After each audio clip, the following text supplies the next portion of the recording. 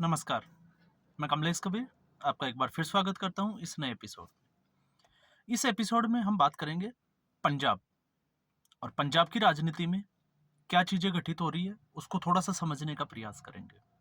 और उम्मीद करूँगा आप वीडियो में अंत तक बने रहें और इस विश्लेषण को आप भी जो है वो थोड़ा-सा समझने का प्रयास करें और आपके कोई सुझाव है तो वो कमेंट बॉक्स पे ज़रूर छोड़ें।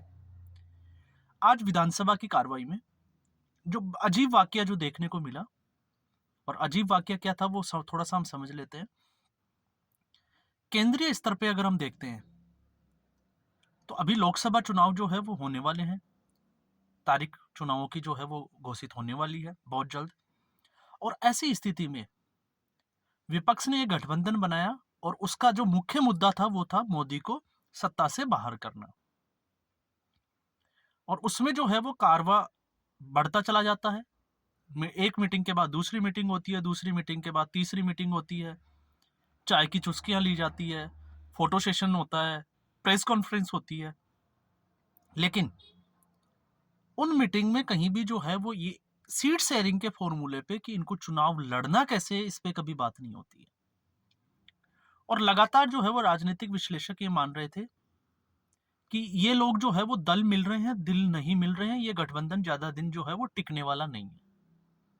और आखिर में हुआ भी यही। क्यों?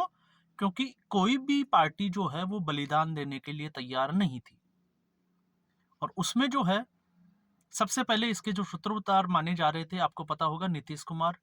तो जो सूत्रधार थे वो ही गठबंधन छोड़ के चले गए और उसके बाद में पार्टियां आपने देखा कि क्या हुआ। लेकिन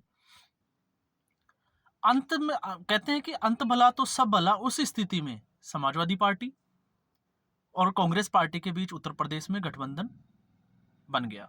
इसके अलावा आम आदमी पार्टी का गठबंधन कांग्रेस पार्टी के साथ बन गया और सीट शेयरिंग के फॉर्मूले में कामयाब भी हो गए। लेकिन बड़ी रोचक बात यह थी कि गठबंधन जो है वो दिल्ली में होगा, पंजाब में नहीं होगा। अब आप सोच के देखिए, कहने में और समझने में इसमें कितना फर्क है। दिल्ली में गठबंधन इसलिए होगा क्योंकि आम आदमी पार्टी ने भी 2 बार जोर लगा लिया और कांग्रेस पार्टी ने भी 2 बार 2014 के बाद में बहुत जोर लगा लिया, लेकिन दोनों ही एक सीट भी निकालने में कामयाब नहीं हुए। तो इस स्थिति में दोनों पार्टी को लगा कि नहीं, अगर हम यहां से 1 या 2 सीट भी निकाल लेते हैं तो हमें जो है वो इसका फायदा होगा। लेकिन पंजाब में ठीक इसके उलट जो है वो दोनों पार्टियां एक दूसरे के आमने सामने जो है वो खड़ी होगी। तो इसको हम ऐसे समझ सकते हैं कि अरविंद केजरीवाल जब दिल्ली में अगर वो वोट मांगेंगे तो वो कांग्रेस पार्टी के लिए भी वोट मांगेंगे। तब उनकी जो नैतिकता है, जो कांग्रेस पार्टी के ऊपर जो वो बड़ी बड़ी बातें करते थे, वो उनकी जो है वो कहीं भी उनके द्वारा नहीं रखी जाएगी। और ठीक उसके उलट अगर आम आदमी पार्टी और कांग्रेस पार्टी चुनाव लड़ती है लोकसभा के पंजाब इस राज्य में, तो पंजाब में दोनों इंडिपेंडेंट चुनाव लड़ेगी। और आज उसकी बानगी जो है वो विधानसभा में देखने को मिली। और देखने को कैसे मिली आपको पता होगा, जब राज्यपाल का कल अभिभाषण होना था तो उससे पहले कांग्रेस पार्टी ने जो है वो जोर शोर से हो हल्ला किया, उनका भाषण नहीं होने दिया और वॉकआउट करके वो चले गए। तो आज उसी कार्रवाई में, विधानसभा की कार्रवाई जब आगे बढ़ती है, तो भगवंत मान जो है वो, जो कुलतार सिंह संधवा जो विधानसभा के स्पीकर है, उनको कहते हैं कि ये ताला और एक इनके लिए चाबी होनी चाहिए और वो जो है वो विधानसभा के बाहर लगा देनी चाहिए। क्यों लगा देनी चाहिए? ताकि कांग्रेस का कोई भी विधायक जो है वो सुनने की क्षमता रखे और वो जो बोले वो उनको सुनना चाहिए, विधानसभा के पटल से बाहर नहीं जा सके। और जैसा राज्यपाल के साथ हुआ वैसा अब नहीं हो सके। तो आप एक चीज देखिए, चंडीगढ़ में जब मेयर के चुनाव होते हैं तो चंडीगढ़ के मेयर चुनाव में आम आदमी पार्टी और कांग्रेस पार्टी साथ खड़े हो जाते हैं और उसमें दोनों का गठबंधन होता है। और उस गठबंधन के बाद में हालांकि उसमें जो है वो अनिल मसीह का एक मुद्दा जरूर बना था और कोर्ट ने उस पर संज्ञान भी लिया, कड़ी फटकार भी लगाई अनिल मसीह को। और उम्मीद करेंगे उनको जो है वो सजा भी देनी चाहिए, क्योंकि अगर ऐसा कोई लोकतंत्र में कोई कृत्य करता है, वो किसी भी पार्टी से रिलेटेड हो या कोई भी सरकारी अधिकारी हो, उनको सजा मिलनी ही चाहिए। और तब दोनों पार्टियां एक साथ खड़ी थी। उसके बाद में हालांकि हुआ ये कि आम आदमी पार्टी के 3 जो पार्षद थे वो भारतीय जनता पार्टी में चले गए। लेकिन खैर ये अलग थोड़ा सा मुद्दा हो जाता है। लेकिन आज जो है वो विधानसभा में इसी बात को लेके प्रताप सिंह बाजवा जो विपक्ष के नेता है, कांग्रेस पार्टी प्रमुख विपक्षी है, दोनों के बीच में तू-तू मैं-मैं हो जाती है। और बात इस नौबत तक आ जाती है, प्रताप सिंह बाजवा जो है वो भगवंत मान को जो इतनी चुनौती दे देते हैं कि अगर उनको ये लगता है कि उनकी लोकप्रियता पंजाब में इतनी ही ज़्यादा है, तो वो लोकसभा का चुनाव लड़के दिखाएँ।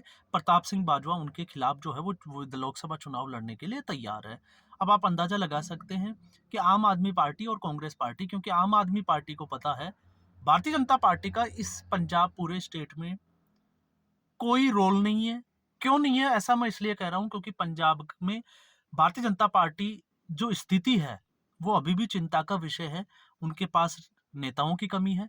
कुछ नेता है लेकिन वो उधार के नेता है, मतलब वो दूसरी पार्टियों से नेता आए हुए हैं। भारतीय जनता पार्टी का कोई ऐसा कोई कद्दावर नेता नहीं है। और दूसरा, जब किसान आंदोलन और ऐसे बहुत सारे जो मुद्दे हैं उनको लेके भारतीय जनता पार्टी के किसी नेता ने जो है वो मंच पे अगर कुछ बोला हो, कोई स्टेटमेंट दिया हो, ऐसा अभी हमने देखा है। तो नेतृत्व जो है वो हम मानेंगे कि भारतीय जनता पार्टी की नेतृत्वहीन जो है अभी पंजाब में है।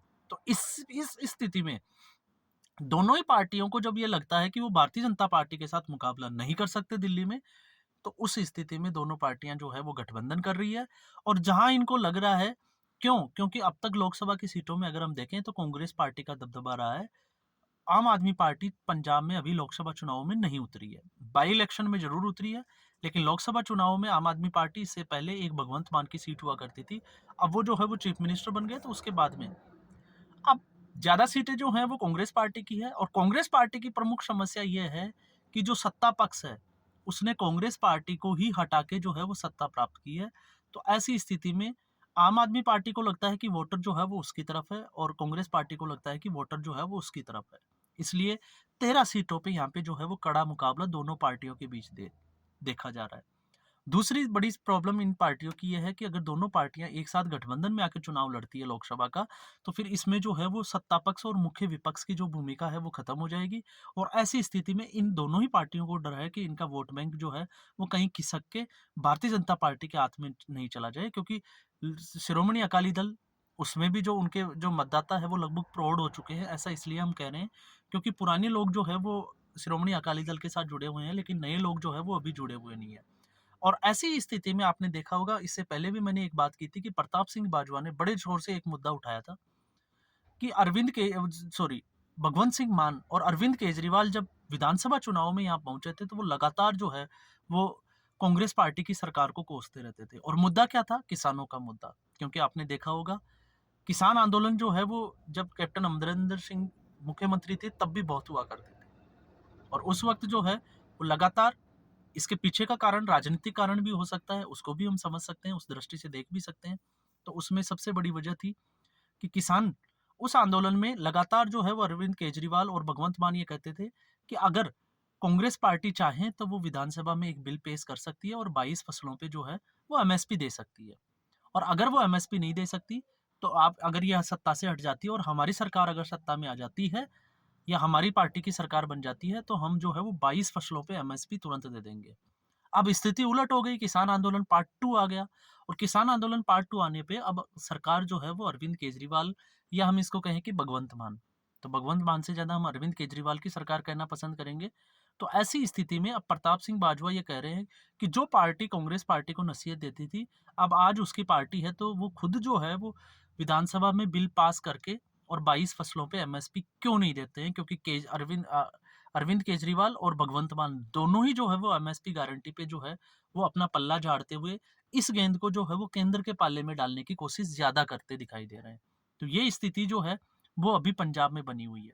तो जहां एक दूसरे को देखते हुए नहीं बन रहा, एक दूसरे को जो है वो तू मैं पे जब बात आ जाती है विधानसभा के पटल पे, जब पूरे पंजाब की जनता जो है वो उनको देखती है, और वहां से फिर ये मैसेज जाता है, और फिर दिल्ली में यही दोनों पार्टियां जो है वो एक साथ मिलकर नरेंद्र मोदी को जो है वो हराने की सोचते हैं या कोशिश करते हैं। तो आप अंदाजा लगा सकते हैं कि लोकसभा चुनाव में लोगों में या जो मतदाता है वो इसको लेके कितने समझते हैं या कितने जागरूक होते हैं। तो स्थिति जो है वो स्पष्ट बनी हुई है। इस स्थिति का फायदा जो है वो भारतीय जनता पार्टी अगर उठा सकती है, अगर उनके पास में कोई लीडरशिप या कोई नेतृत्व होता है, तो ऐसी स्थिति में भारतीय जनता पार्टी जो है, इस किसान आंदोलन में हमने देखा है बड़ी फूट है। पार्टियों पे जो है और नेताओं पे बड़े आरोप भी लग रहे हैं। तो ऐसी स्थिति में जो है भारतीय जनता पार्टी अपना जो है वो वोट परसेंटेज बढ़ा सकती है, इससे हम जो है वो इनकार नहीं कर सकते। लेकिन भारतीय जनता पार्टी की रणनीति आगे लोकसभा चुनाव को लेके जब बहुत कम समय हो गया, विधानसभा चुनाव में भी हमने देखा था कि सीटों की घोषणा भी इन्होंने लास्ट मोमेंट पे की थी।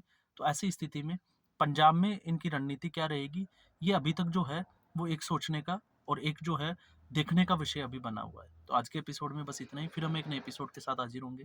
तब तक के लिए नमस्कार, धन्यवाद।